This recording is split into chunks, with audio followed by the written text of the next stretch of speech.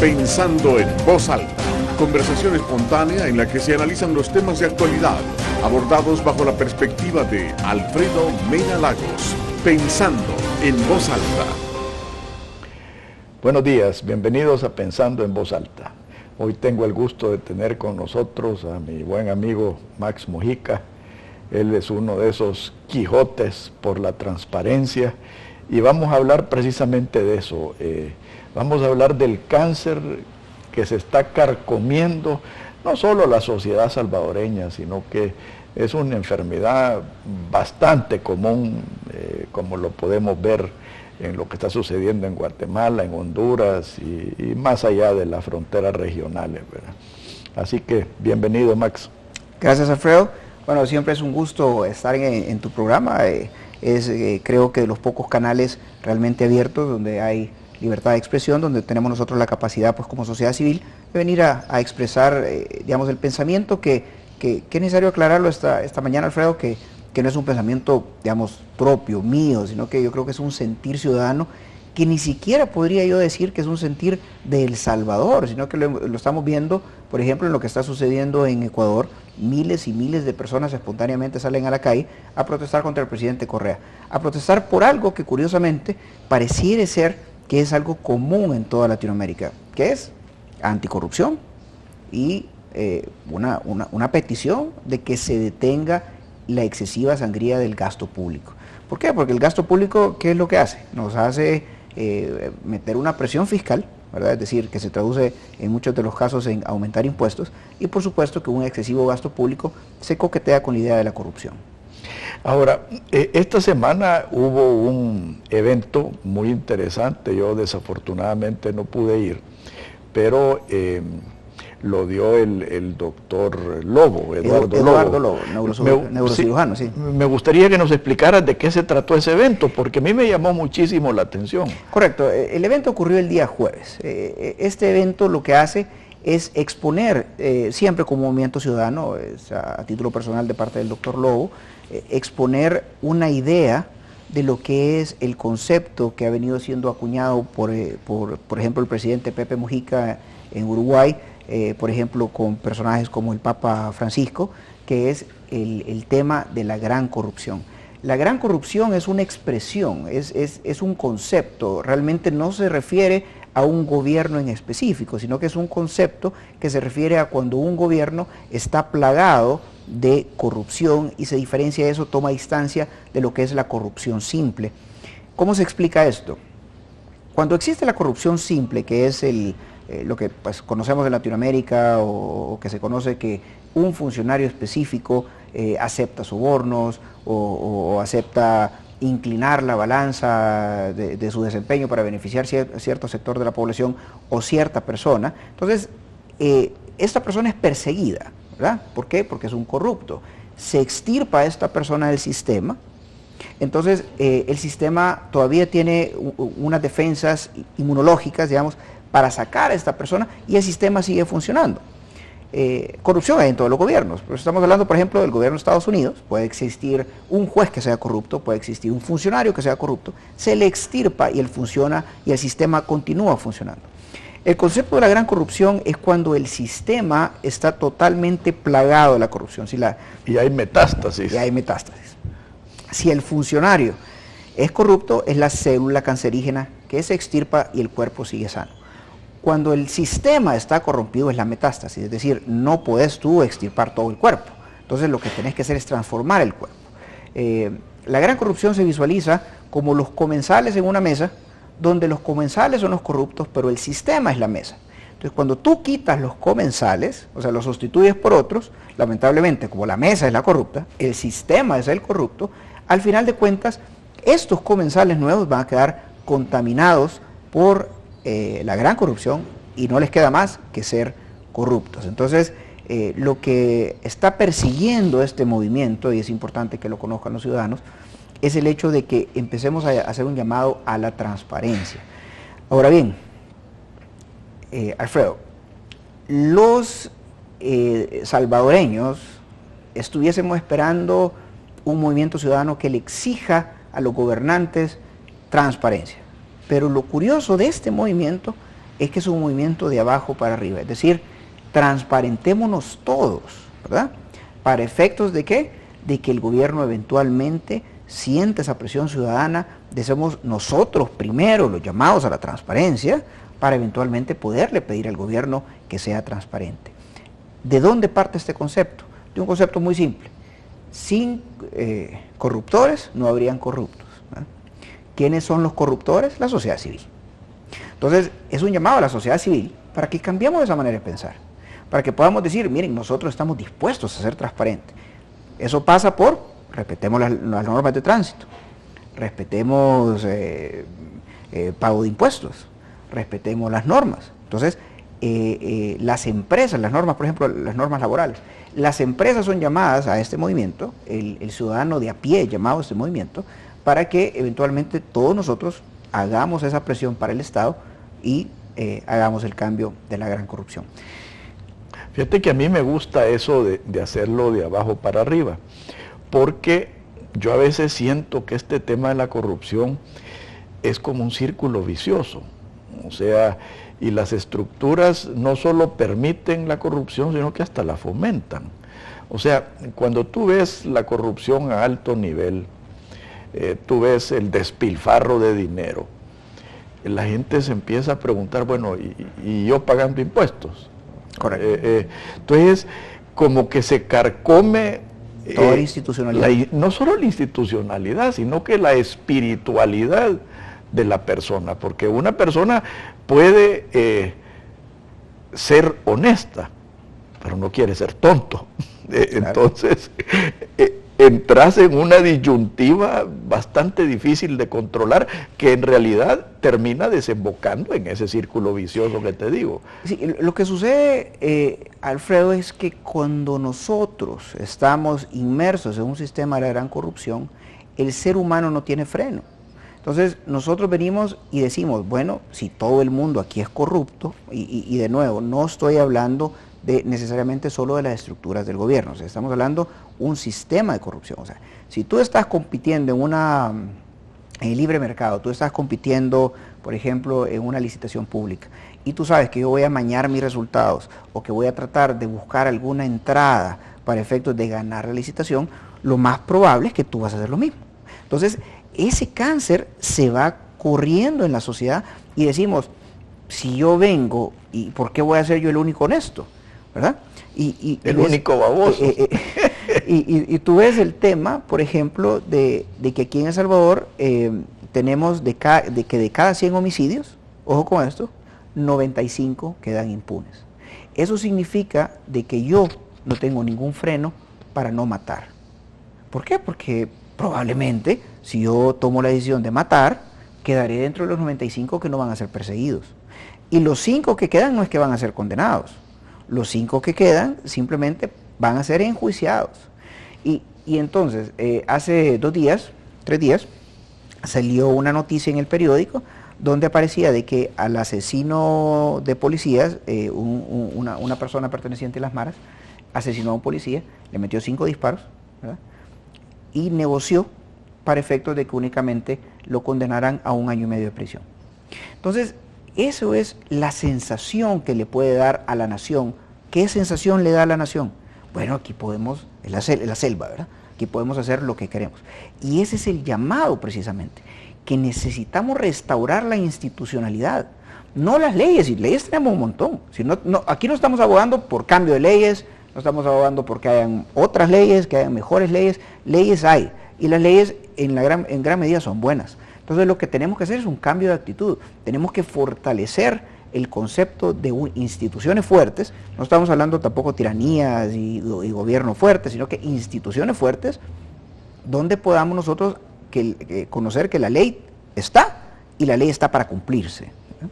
Ahora, hablando de instituciones, a mí me llama muchísimo la atención ese choque de poderes que hay, que eso es destructivo a la institucionalidad. O sea, cuando tú ves un presidente de la República condenando y acusando a la Sala de lo Constitucional,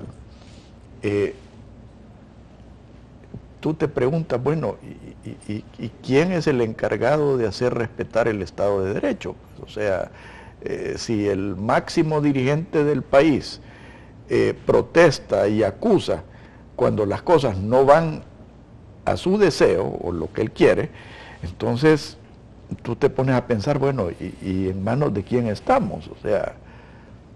Esto amerita muchos comentarios. El primero es de que nosotros en El Salvador, y igual pues que mayoritariamente en Latinoamérica, no vivimos sistemas republicanos como se entiende en la doctrina, es decir, un balance de poderes. Si tú te recuerdas, y debes de ver la historia, por lo menos los últimos 100 años en El Salvador, nosotros hemos vivido sistemas presidencialistas. Eso significa de que el presidente, lo voy a decir en una expresión, es el mero hombre, es el hombre con quien tenés que hablar, es la persona que decide, es la persona que los demás poderes típicamente se le han sometido, ¿verdad? Entonces, acordate la época de Duarte, que era el presidente Duarte, con su plancha verde. Entonces, prácticamente... Pues, la planadora verde. Entonces, en aquella época, lo que decía el presidente Duarte se hacía. ¿Verdad? No habían discusiones, no habían análisis, no habían contrapesos. Lo que él decía es lo que salía de resultado de parte de la Asamblea.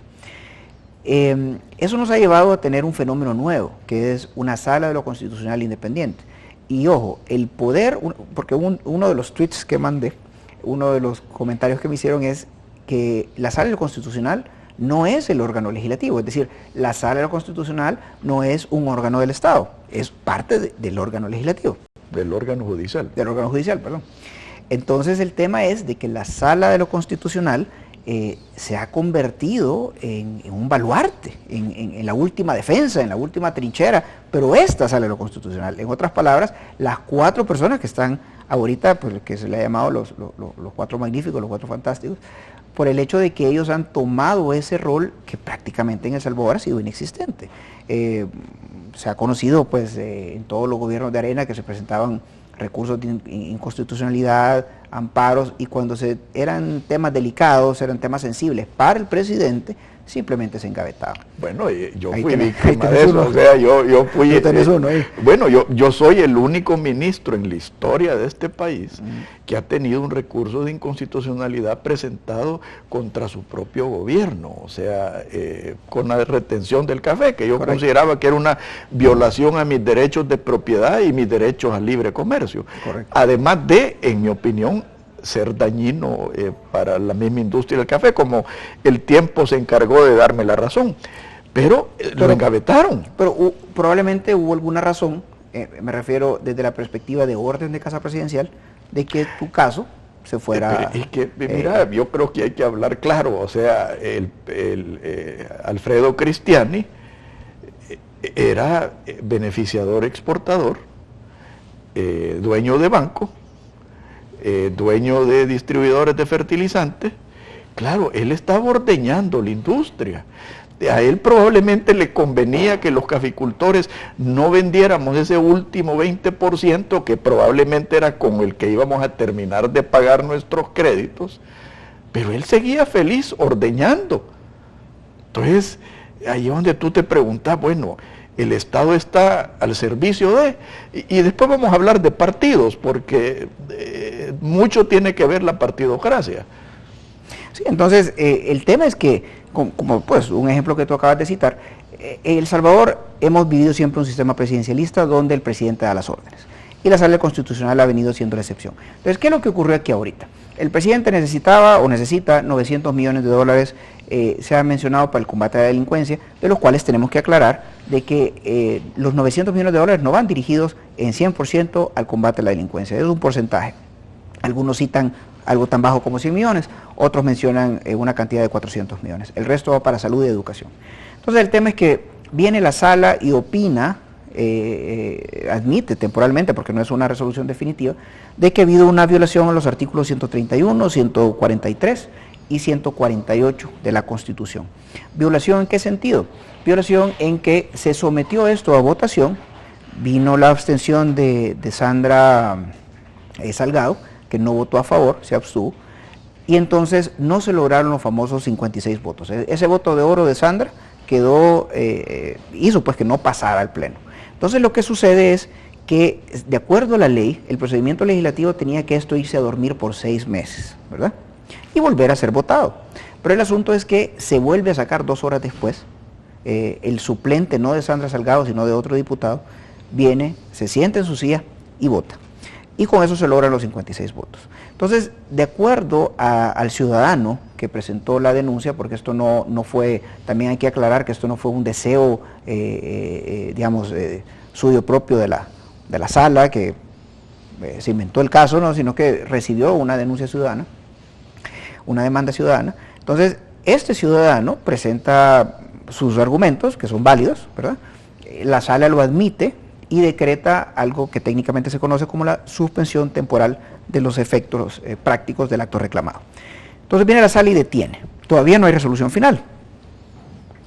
En un mundo de las posibilidades podría ser que la sala diga, mire, ¿sabe qué? No procede la demanda, pues, y el préstamo está bien.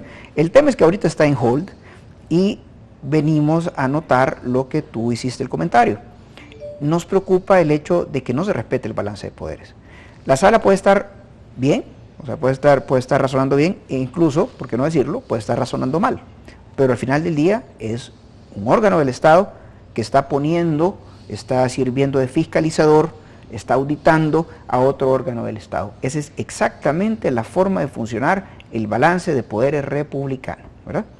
A mí puede ser que yo no esté de acuerdo con la resolución de la sala, pero no voy a desarrollar una campaña mediática con fondos de los impuestos que todos pagamos para que un órgano del Estado, que se llama órgano ejecutivo, ataque a otro órgano del Estado. Entonces, nosotros los salvadoreños tenemos que estar preocupados por la legitimidad de las instituciones.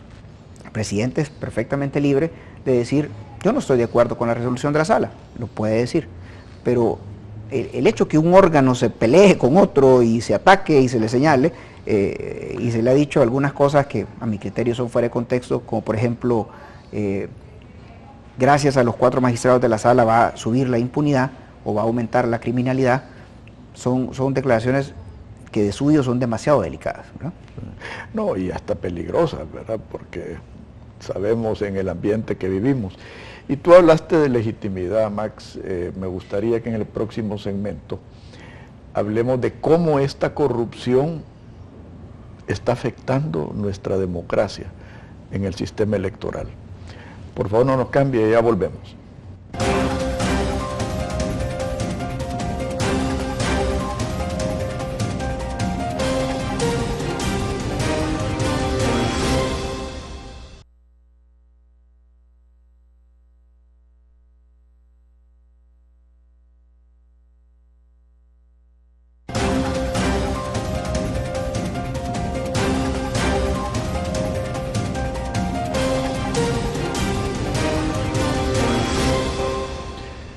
Max, la Sala de lo Constitucional jugó un papel vital en el recuento de los votos en las elecciones legislativas.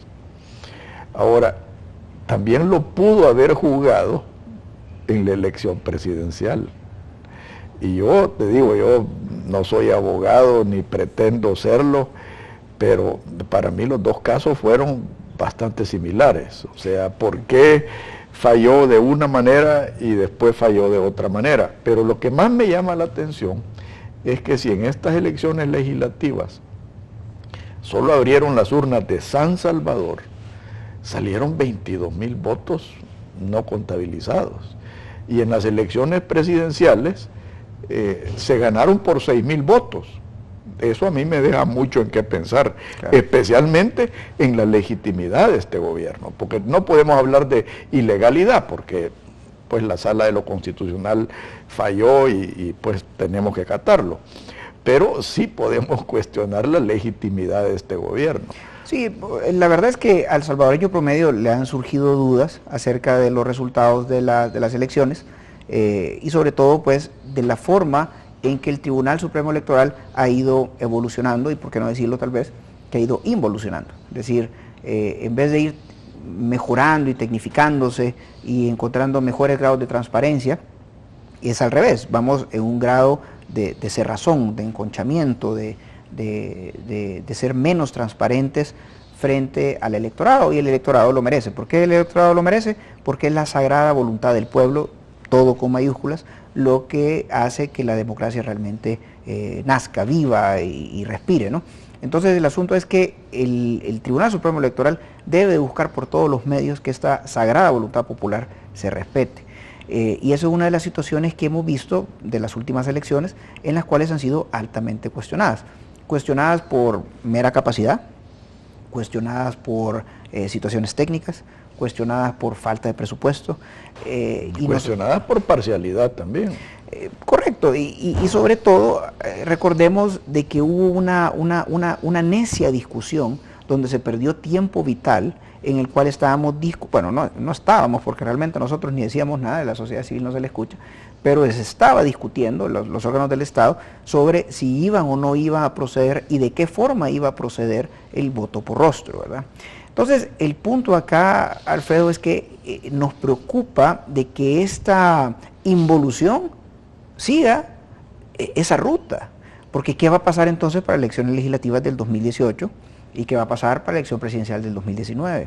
Y los magistrados de la Corte Suprema. Lo que pasa es que los magistrados de la Corte vienen derivados de la Asamblea. De esto, ¿no? pero es que todo esto conlleva a la sistemática destrucción de la institucionalidad.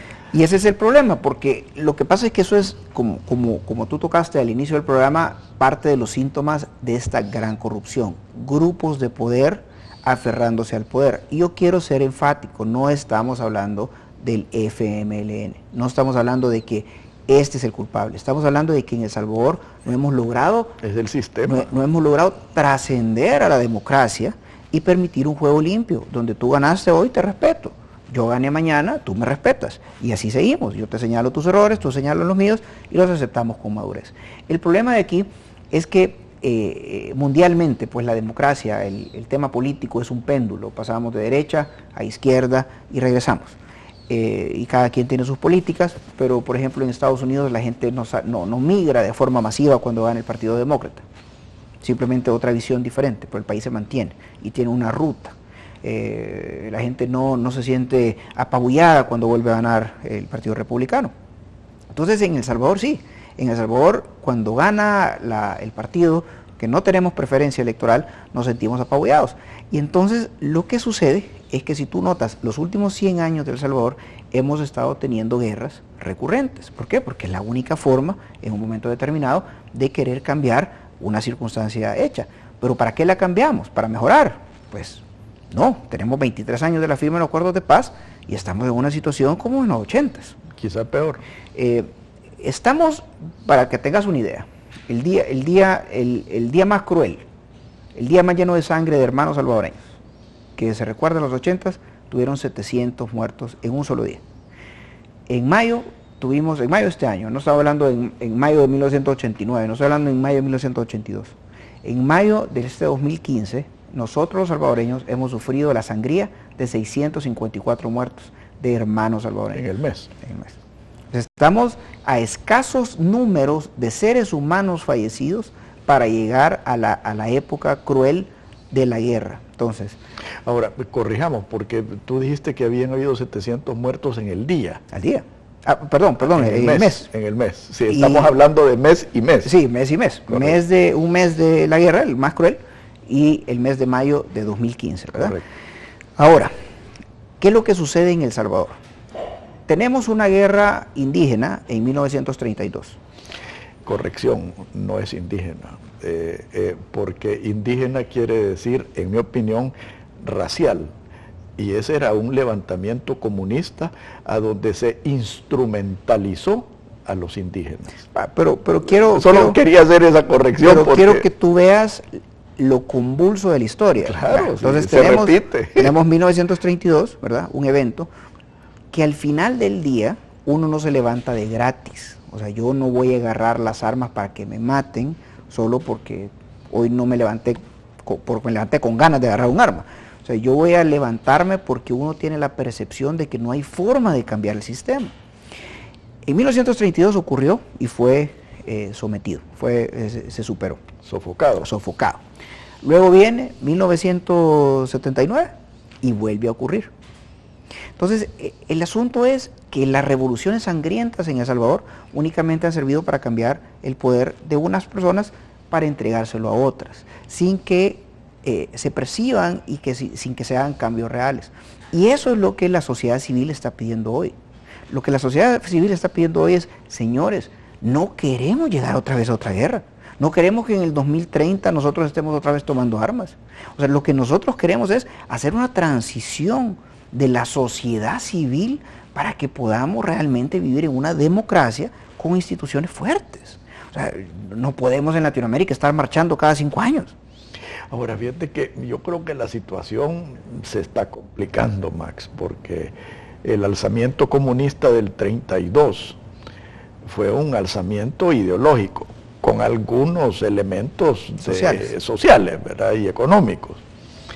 El alzamiento del 79 tenía casi que las mismas características, un poquito más evolucionadas y más sofisticadas. Pero lo que se está gestando ahorita, tenés que meterle el crimen organizado, tenés que meterle la descomposición social. O sea, ya no es los pobres contra los ricos, sino que ya es los pícaros contra los buenos. Y que principalmente las víctimas son los pobres. O sea que esto es más cruel. Y siempre ha sido de que el pobre es el que termina pagando el pato. Correcto. Pero ahora no solo va a pagar el pato, está siendo objetivo.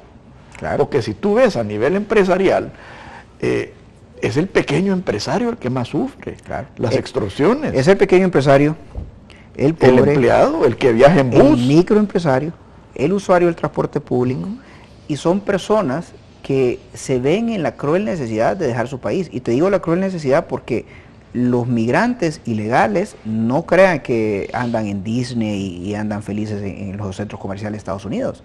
Vivir como inmigrante ilegal es complejo, es duro, ¿eh? Entonces, nos vemos obligados a hacerlo. Ha habido una muestra de ello que es la inmigración infantil. Antes del 2009, migraban más o menos como 1.200 niños en El Salvador. Niños, me refiero, que se arriesgaban a esa migración ilegal de la ruta larga, pasando por México, los desiertos y llegar a Estados Unidos. A partir más o menos del 2012, la migración infantil subió como a 14,000 niños, ¿verdad? Eso es una muestra, y yo siempre lo cito, de la desesperación. ¿Por qué? Porque tú eres padre, yo soy padre, me imagino que muchos televidentes son padres. Imagínate qué desesperado tenés que estar tú de la situación económica de El Salvador para mandar a tu hijo solo. A tu hijo, hombre. Y que pase el desierto, y que pase por las mafias que tal vez hay en Guatemala y México, y las mafias pues que se encargan de esto, ¿no? Entonces tiene que haber una real desesperación. Ahora, ¿por qué están desesperados? Porque los padres pueden decir, bueno, prefiero que mi hijo se vaya por tomar esos riesgos para Estados Unidos a que caiga en las garras de las maras. El tema es que nosotros estamos ahorita viviendo prácticamente una nueva guerra, ¿verdad? Claro, no se dice de esa forma, se matiza, se percibe pues que es como un componente criminal, pero la realidad es que los muertos ahí están, y estamos viviendo en un nivel de inseguridad quizás todavía más grave del que vivíamos en los 80s. ¿Qué es lo que entonces nosotros queremos hacer? ¿Qué es lo que nosotros esperamos hacer? Que nos pongamos de acuerdo. Si es que ese diálogo interpartidario, Arena, FMLN, sociedad civil, gobierno, partidos minoritarios, partidos grandes, tenemos que tener un curso de acción donde todos miremos al mismo lado. ¿Y cuál es ese lado? El progreso de El Salvador, la mejora de El Salvador, la seguridad del salvadoreño, la mejora en términos económicos de hacernos hábiles todos unidos para traer más inversión, inversión interna e inversión internacional. Ahora, ¿a dónde viene la corrupción en esto? En el círculo vicioso que ahuyenta la inversión, que ahuyenta la formación de capitales, que ahuyenta la formación de oportunidades y que desemboca en una desesperanza social. Correcto. Porque eso es lo que está sucediendo, una desesperanza social. Entonces, veamos qué vino primero, el huevo o la gallina. O sea, mi opinión personal, y me gustaría tu opinión, es que este es un problema estructural.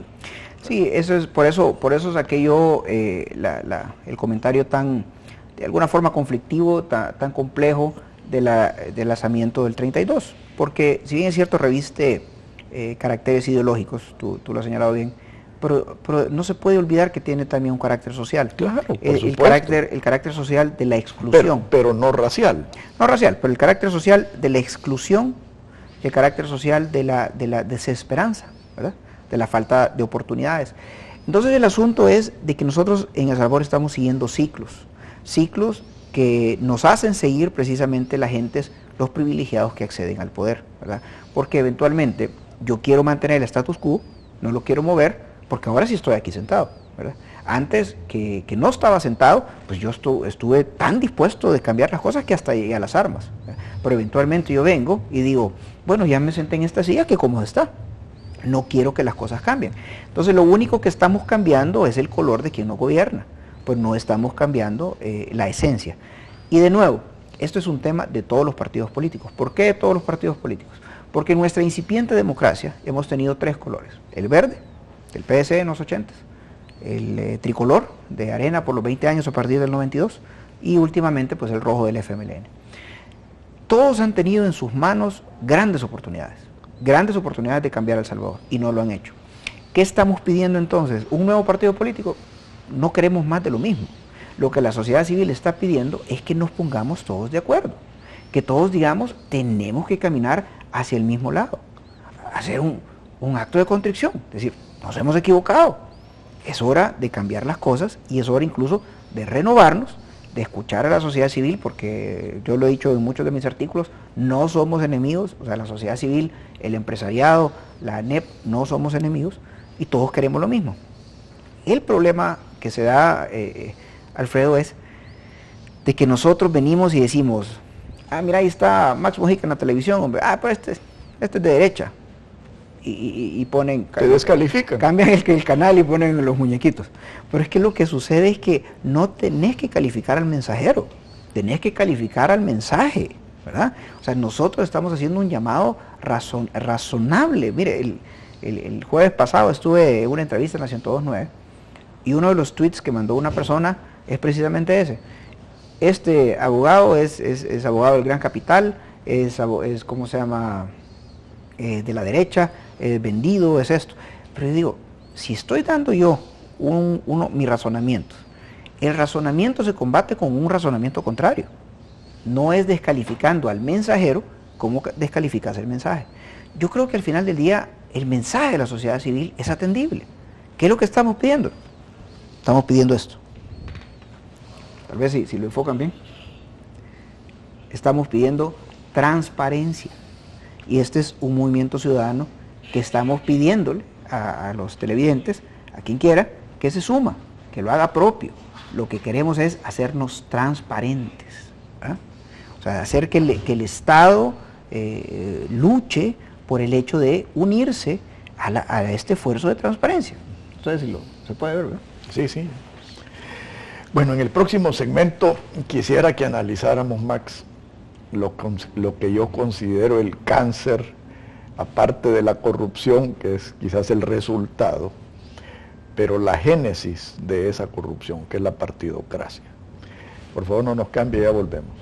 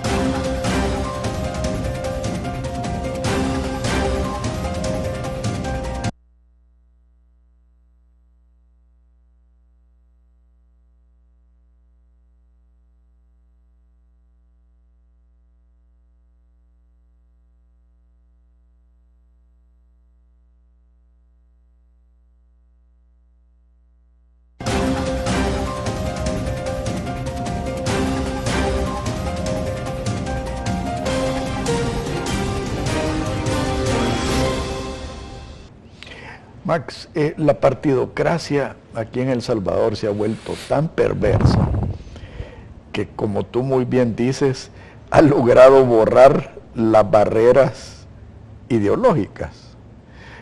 Como dice mi buen amigo Dagoberto Gutiérrez, aquí estamos hablando de los dos principales partidos de derechas.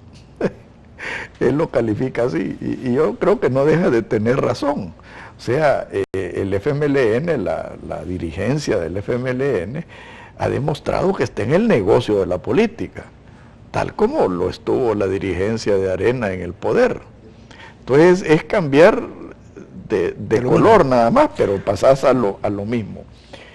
¿Cuál es tu diagnóstico para poder cambiar esta situación del poder casi ilimitado de la partidocracia? Sí, mira, realmente es una pregunta compleja, habida cuenta que en El Salvador hemos venido siendo, digamos, el ejercicio de la vocación política de una persona no se puede hacer de forma independiente, sino que se tiene que hacer por medio de partidos, lo cual en sí, Alfredo, a mí no me molesta, y no me molesta por lo siguiente: un partido rubrica tus ideales, tu ideario. Si nosotros nos vamos al ideario político del FMLN, al ideario político de Arena, yo no sé si Gana tendrá ideario político, pero supongamos, y yo me involucro en un partido, inmediatamente estoy rubricando mi ideario político. Por eso a mí me llena de muchos cuestionamientos cuando hay personas, candidatos, que no usan los colores del partido, que no rubrican su pertenencia a un instituto político, porque más pareciera que lo están ocupando como cuando yo me subo a un bus únicamente para llevarme de un lado a otro. Entonces, cuando yo rubrico mi pertenencia a un partido, yo perfectamente le puedo decir a la población: voten por mí porque esto es lo que yo creo. Y vienen luego los matices de mis propuestas. El problema de la partidocracia en El Salvador no es eso, lo que yo acabo de decir, porque es lo natural, es lo que ha existido en todo el mundo. El problema de la partidocracia es quién se ha tomado los partidos, ¿verdad? Entonces, ahí es donde nosotros venimos y hacemos de nuevo un análisis, de decir, bueno, lo que sucede es que los partidos deben de estar luchando en un canal de 3 vías, que es luchando por la transparencia, luchando por el surgimiento de líderes, ¿verdad? Y luchando por la renovación. Entonces, ¿por qué? Porque si el partido político es propiedad del pueblo, es propiedad de sus votantes, es propiedad de sus bases. Entonces el asunto es que el partido debe estar en constante renovación. Así como vemos, cuando un agua está estancada, no circula, pues el agua se acaba pudriendo.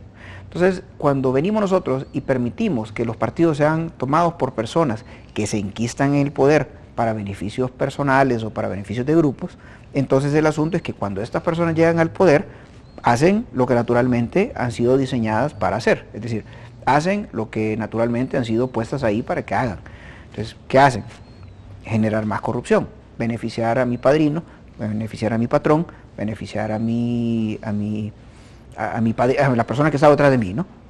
Entonces, lo que la sociedad civil está esperando, no solo en el FMLN, sino también quizás en Arena, que ahorita está en oposición, es que se abra.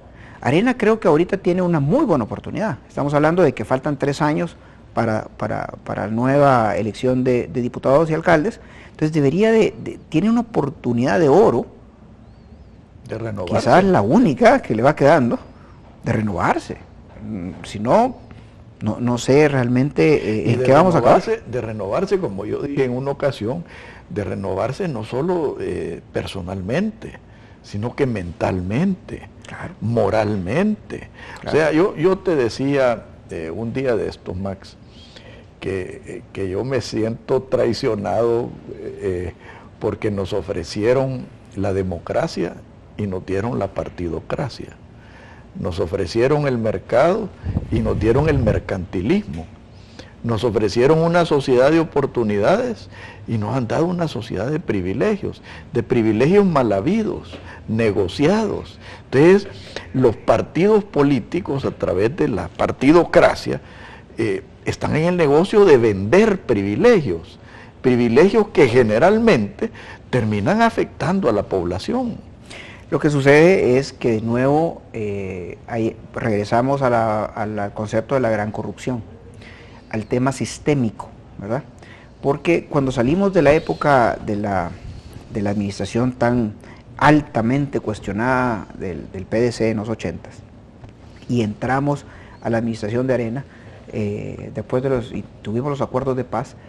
Yo me recuerdo la felicidad ciudadana, porque habíamos salido finalmente de una etapa oscura de El Salvador, de la aplanadora verde. De la aplanadora verde y todas las consecuencias, para entrar con un aire fresco, ¿no? Y entonces Arena tuvo esa oportunidad, esos 20 años, de darnos a El Salvador lo que estábamos esperando. Y el problema es que como el sistema ya estaba instalado, lo que hicimos fue, o lo que sucedió fue, recibir más de lo mismo, ¿verdad? Entonces tuvimos otro ciclo desperdiciado de 20 años en el poder, de un grupo de personas, muchos de ellos muy inteligentes, muy capaces, pero que no lograron fortalecer las instituciones de tal forma que en El Salvador hubiera salido de ese periodo de tiempo con una democracia fortalecida. El problema es que no solo eran capaces, sino que eran capaces de cualquier cosa.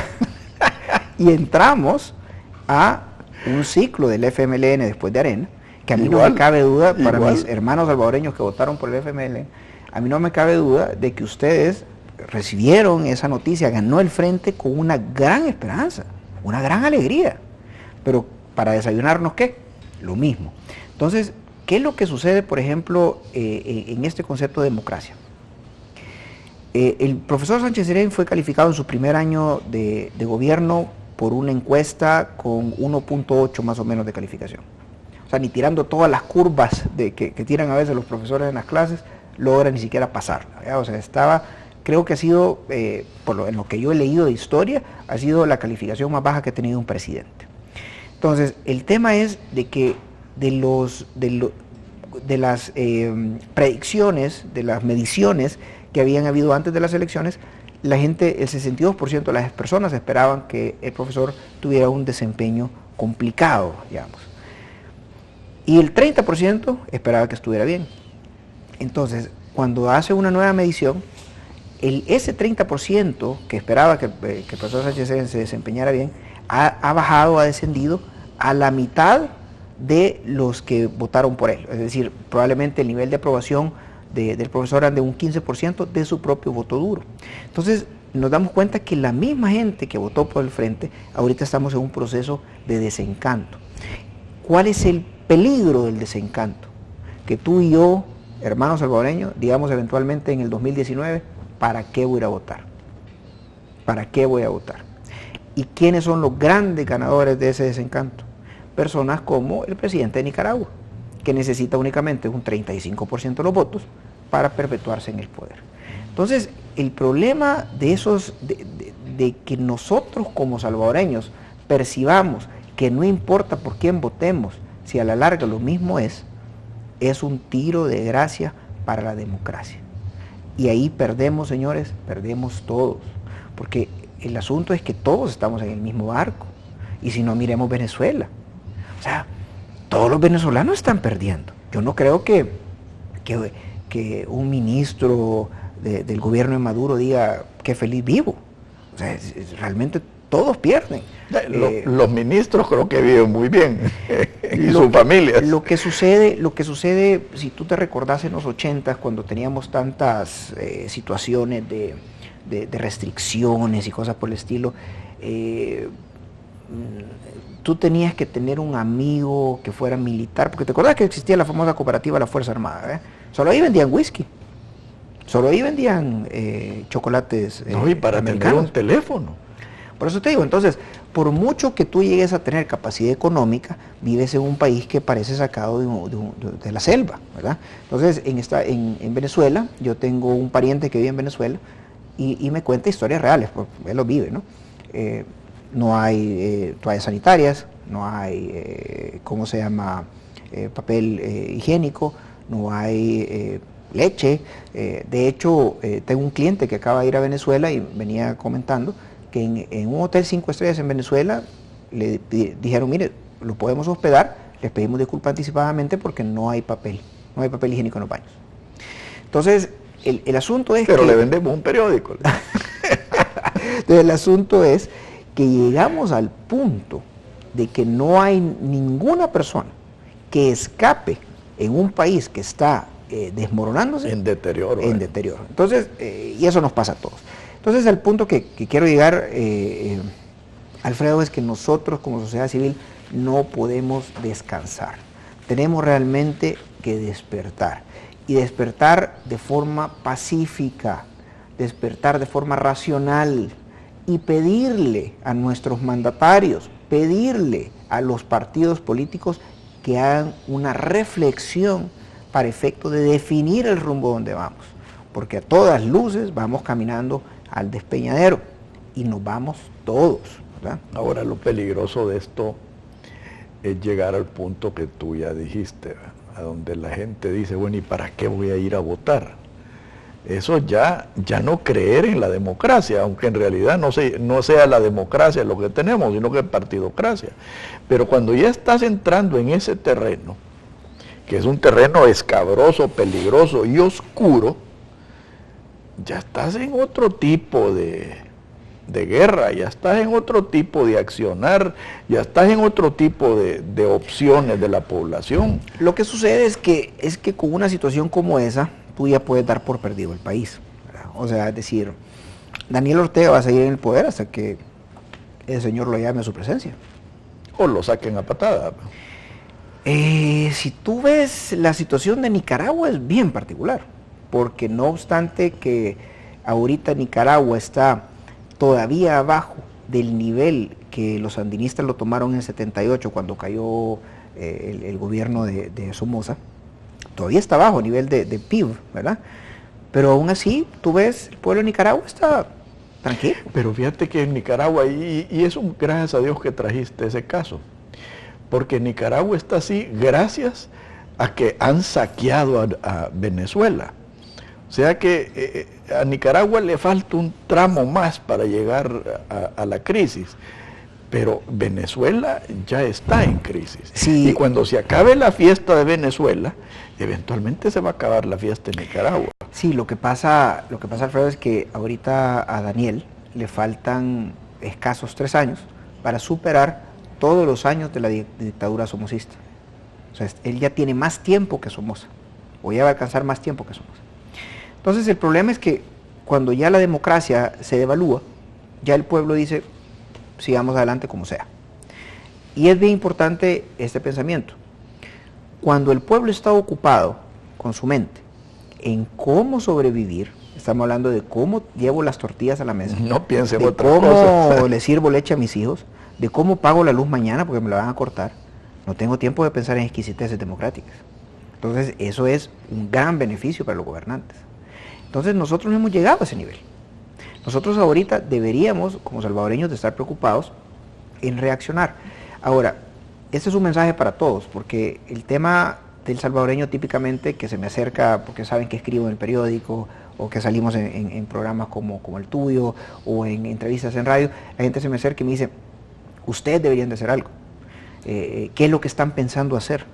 Y la sociedad civil, ¿cuándo se va a organizar? Como que la sociedad civil viviera en Marte. El tema es que somos todos nosotros. O sea, nosotros en nuestro metro cuadrado debemos de reaccionar. Cada uno de nosotros, cada uno, pero literalmente cada uno tiene un círculo de influencia.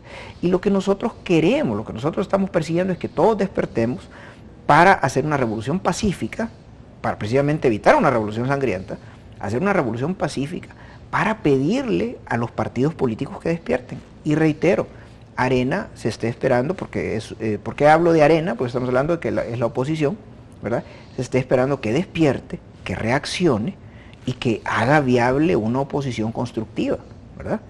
Ahora, me gustaría emplear estos últimos minutos que nos quedan, Max, en que nos expliques organizacionalmente qué es lo que está pasando. O sea, transparente, el evento del jueves pasado, ¿qué es esto? ¿Qué cosa práctica le...? Digamos, hoy por hoy es un movimiento ciudadano, voy a ocupar un término disperso, ¿verdad? Hoy por hoy pues tenemos bastantes, digamos, movimientos que existen. Está el movimiento 300, está movimientos, creo que es, no sé si es movimiento 0 o grupo 0, está DTJ, hay una serie de movimientos ciudadanos que están pasando de las redes sociales, donde realmente pues las personas las utilizan de catarsis, pero no llegan a ninguna parte, ¿verdad? Porque, como lo decía una persona, las redes sociales, especialmente Facebook, es la mejor forma de destruir un líder, porque nosotros venimos a hacer un post en Facebook donde nos quejamos contra una situación, contra los impuestos, digámoslo así, una situación del Estado, contra la falta de seguridad, sacamos un comentario chistoso, un comentario mordaz, recibimos 3 likes y nosotros nos sentimos que ya cumplimos con nuestro deber ciudadano de quejarnos, ¿verdad? Eso mata a los líderes, porque los líderes no solo es para sacar un post simpático, sino que deberíamos de estar en la calle, deberíamos de estar en la asamblea, deberíamos estar en otro lado. Entonces está pasando de las redes sociales a algo más tangible, a movimientos ciudadanos que toman un micrófono y hacen llamados. Todo esto todavía no ha agarrado forma, como debería, o como yo esperaría, o como el pueblo esperaría, pero está en ese proceso. El asunto es que todo este canal, todas estas voces ciudadanas, si tú haces una puesta en común, porque realmente con las distancias de los estilos, de las ideologías, todos estamos pidiendo lo mismo. ¿Y qué es lo que estamos pidiendo? Lo que estamos pidiendo es renovación, lo que estamos pidiendo es transparencia. Y renovación indistinta de la ideología. Claro, sí, es que el asunto es que el ser humano como tal no puedes divorciarlo, separarlo de la ideología. O sea, todos tenemos una ideología de izquierda, centro, de derecha, lo que sea. Y todas tienen cosas positivas, ¿verdad? O sea, realmente aquí la situación es despolarizarnos. Todos tenemos cosas positivas. Simplemente todos queremos progreso. A mí no me cabe duda que las personas del Frente, que las personas de Arena, que las personas de Gana, que las personas del PSC, todos estamos viendo hacia adelante y queremos el progreso de El Salvador. El asunto es de que los partidos han sido tomados, se han cerrado y continuamos con esa situación sistémica de que cuando yo llego al poder me aferro a él y beneficio a mi círculo de influencia, ¿verdad? Dejando a la gran mayoría afuera. ¿Y las grandes masas quiénes son? Desde el campesino amorazán hasta el empleado, hasta el joven universitario que no tiene oportunidades, hasta el papá que con mucho sacrificio manda a su hijo a estudiar afuera y que se quede afuera, porque aquí no hay para dónde hacerse. Entonces, todos nosotros nos quedamos fuera, y no es que aspiremos al poder político, lo que aspiramos es a un mejor El Salvador. Y un futuro para nuestros hijos. Futuro para nuestros hijos. Bueno, Max, yo creo que ha sido muy edificante este programa. Humildemente quedo a disposición de ustedes en lo que les pueda ayudar. Yo comparto contigo de que todos somos la sociedad y todos tenemos que contribuir. Claro. Solo tal vez un acercamiento a la última slide de la transparencia. Entonces lo que queremos es esto, una sociedad transparente. Ya no hablar de transparencia como si alguien más la tiene que hacer. Nosotros luchar por ser transparentes, solamente. Muchas gracias, Max. Que Dios los bendiga a todos. Muy buenos días. Esto fue Pensando en Voz Alta, conversación espontánea en la que se analizan los temas de actualidad, abordados bajo la perspectiva de Alfredo Mena Lagos. Pensando en Voz Alta.